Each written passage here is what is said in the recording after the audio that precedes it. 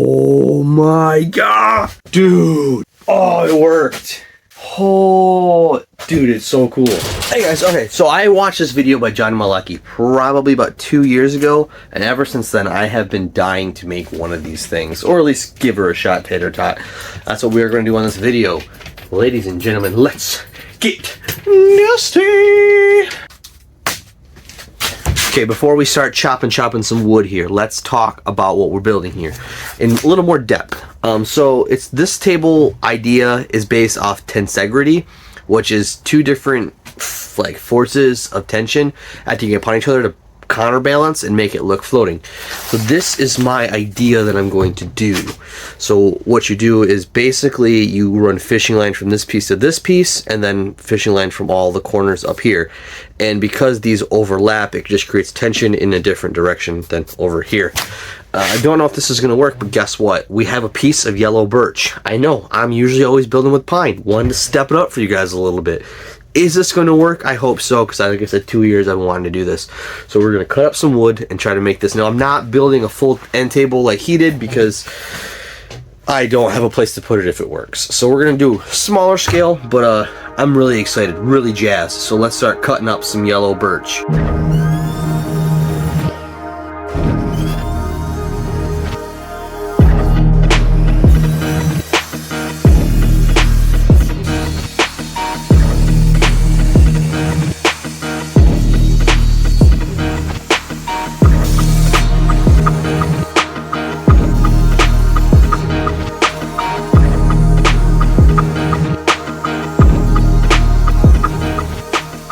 So I'm just realizing right now that in my 20 years of woodworking, I've never made an equilateral triangle. If I have, I fudged it. Didn't try to make it, you know. So I got some scrap wood because I tried it with other scrap wood and the miter saw it and it works. So I'm going to attempt. I know it's a 60-degree angle. I just don't know how I'm doing it. So yeah. That looks crazy. There's no way that's right. There's no way that can't be a 60 degrees. That's 30 degrees. I want 60 degrees. I don't know what I'm doing. Is that 60 degrees? I don't know. God darn it. I don't know how to use one of these. Why do you have it? I took architecture school. Why only 6 months? Because I obviously didn't like it. Get off my back. Dude, I don't think this is right. So doing some sketchy stuff on the chop saw. I got this. Hey, fun fact, my table saw angle-y thing. I probably should know the correct terminology for that. That goes to 60 degrees. So that would be really cool to do 60 degrees on, but my pieces are too short. Okay, that pretty much worked. Cool. Awesome. Great. Now what? I don't know. Let's figure this out. I can make an equilateral triangle, but now I gotta do some weird sketchy stuff. I'm gonna cut the angle, the first angle on the table saw, because there's enough material here that I can cut the first 60-degree miter. Not enough material to cut the second, but this will at least give this one consistency. If I had a table saw sled, I would ride it down a hill.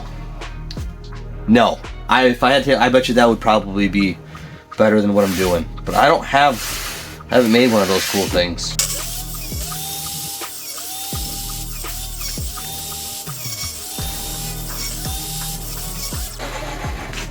Earlier I said I'd been woodworking for 20 years, and that is true, but I've been self-teaching myself for 20 years. And you know what I just discovered while I was cutting those? Is I think if I put a board here, you know, because there's indents and screw holes right here, I can extend this, and that would probably work really well. And I can put a bump stop on it so these would be the same size. Man, learning new things is fun.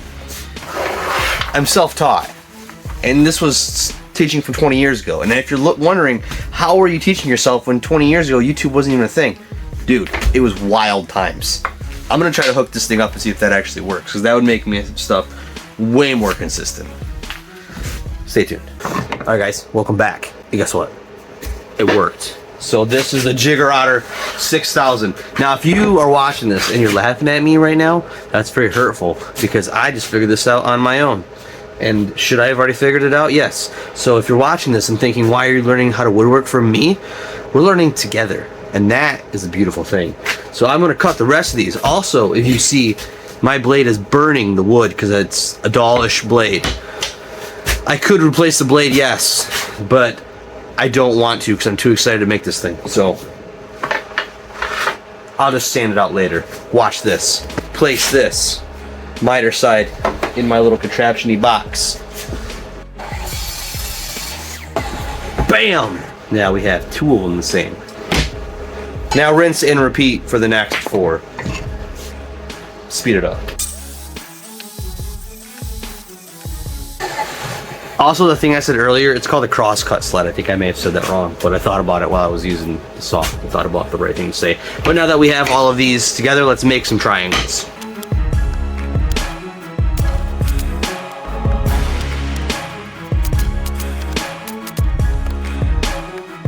So what I am doing is I cut these shapes out, and I'm trying to figure out, like, fine-tune them to how they're going to sit. So these are going to be pieces that have to overlap to allow that wire to hold. So I'm trying to figure this out. Never done this, and it's not as easy as I thought it was going to be.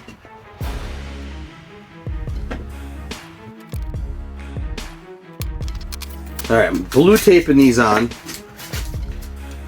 so that they will sit and I can figure out if it is going to work or not.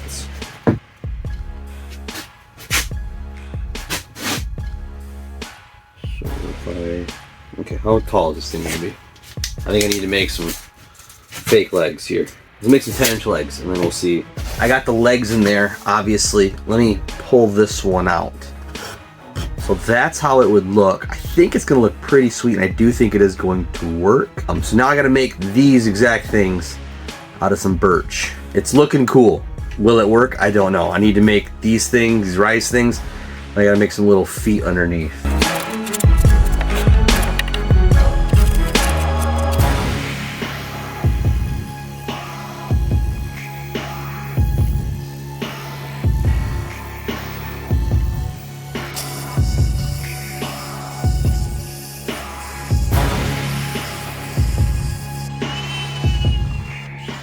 All the pieces have been cut out and sanded to the same size. So before I final sand and start assembly, I'm going to put a round over on all these little edges right here. I'm going to do an 1/8 inch round over on triangles, and then these things I'm going to do a bigger, probably 1/4 inch round over.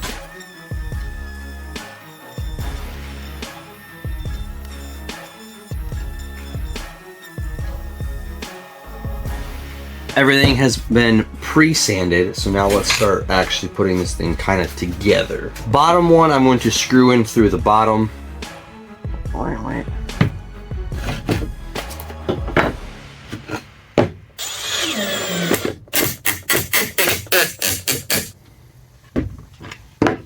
And the top one, I drilled a hole here with a big old countersink, 3/8. What I'm going to do is I'm going to screw in through there, and then I'll come back through with a plug and fill that.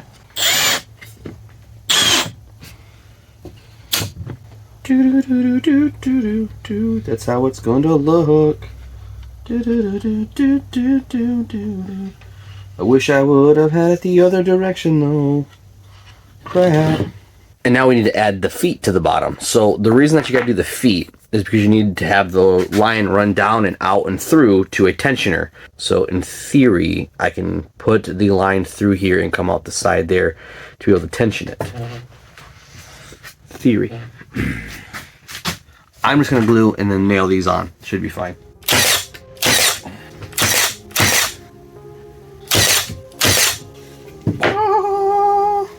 Like I said, I'm going to plug that one hole that mounts that top arm through the top. So I need to cut some plugs. I'm going to need 4 total because I'm also going to need to plug the top of this thing. So scrap piece of birch, plug her up.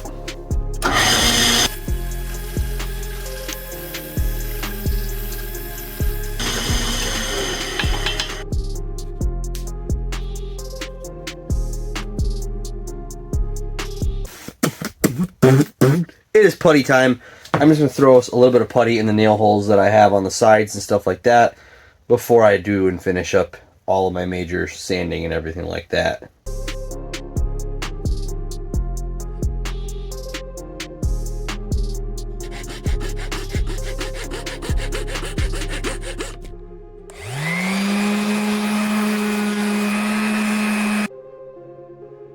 I didn't necessarily screw up, but I took a backward approach to doing this. So what I should have did is to drill the holes that all of the line and the corners will be coming up through, is I should have put these together, drilled it all at once and called it good. But I didn't do that, and now obviously I can't line them up together. So what I'm going to do is I'm going to just drill through these sides right here. I'll drill this way out here, and then I will put these back together this way and then drill back through them this way, because I think ideally, I'm guessing you want all of your holes to be in the exact locations like that, so everything will run exactly parallel. So we need to do that next, so then I will be able to put the line through the top. Just working backwards. What's new?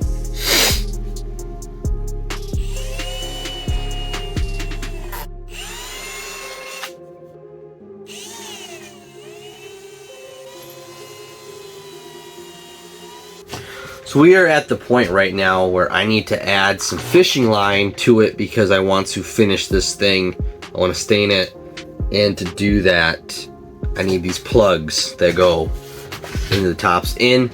But you'll see that in these plugs I drilled a hole, and that is for the fishing line. So you're going to tie the fishing line here, feed it through the hole, send it in, flush cut it, sand it, and then I'll be able to finish this thing. So I have 8-pound fluorocarbon line. On the video I watched, he used a 100-pound test. I think that's a bit overkill, and I think you would see that. I'm gonna tie these on, put these in. I don't think I'm gonna glue them, because if the line breaks, then I can maybe get these out. So, yeah.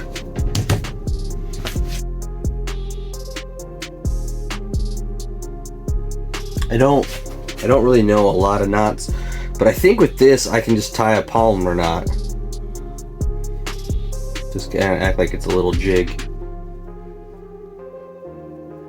That was not a polymer knot. Really wondering if I should go 20-pound on this, because this has got a lot of bounce to it. That's alright. That's alright. We'll be alright. We'll be alright.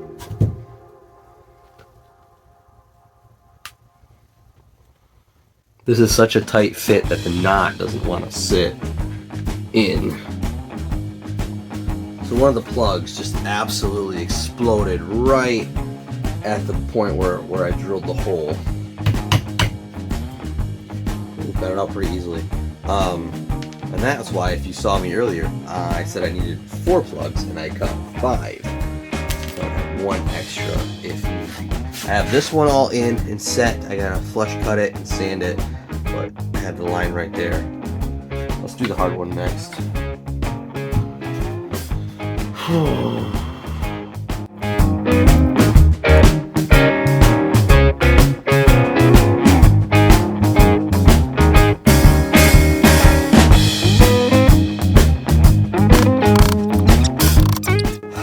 So I really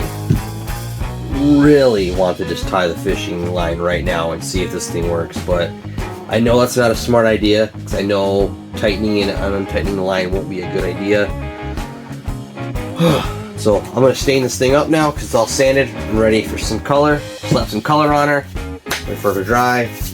I don't even think I'm going to put like a clear coat on this thing. I think I'm just going to put some stain on it and then go from there, because I am excited. And for a color, we were going to hit her with some Provical. I can't quite pronounce that the right word. It's gonna really make that green pop. I'm gonna be very careful around the fishing wire and not get stain all over it, because I think if you get stain all over it, it's not gonna be disappeared very well. But let's make her pretty.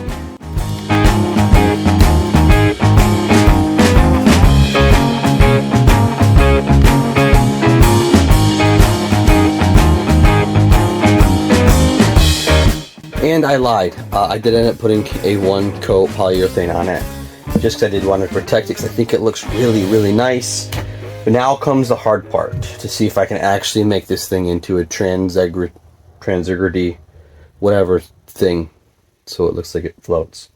I'm gonna have to do this upside down first. Okay. First thing I need to do is I need to put the center thing in.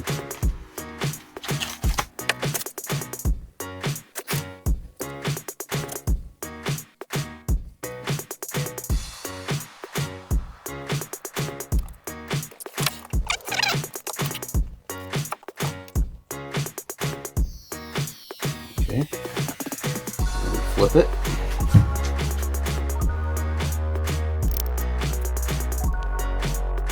So what I did was I drilled a hole through all of these little bolts, and I'm just going to screw these bolts into the threaded insert, and then I will use that to tie the line through those. And what that'll do is that'll allow me to then tension as I need to by spinning said bolt.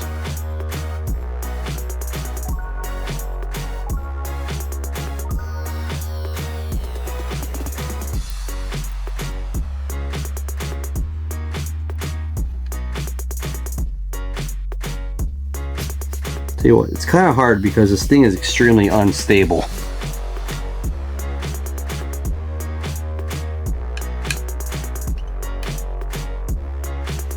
Okay.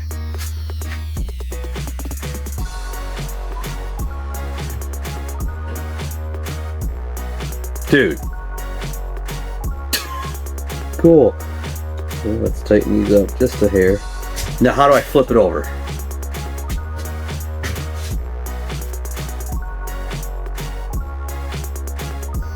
Oh my god! Dude! Oh, it worked! Oh, dude, it's so cool. So cool. You gotta look at this thing. Look at that thing. Look at that thing! I built that! Oh! Like from way back here. You really can't see the fishing line. It looks like it could be floating. Awesome.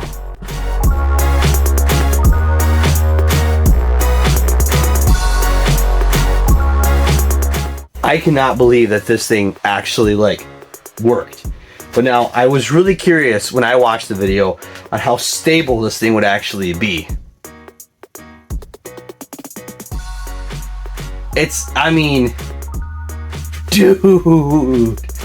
I've been wanting to build one of these for literally 2 years, and I didn't think I had the capability in me. We just took an adventure together. I hope you're still watching, because I am impressed with myself. I hope you're impressed with me. I hope you subscribe so that we can stay with this relationship. Dude, I just built the Trent Serenity table. Oh, dude, this is so cool. So cool. Thanks for watching. I'll see you on the next one.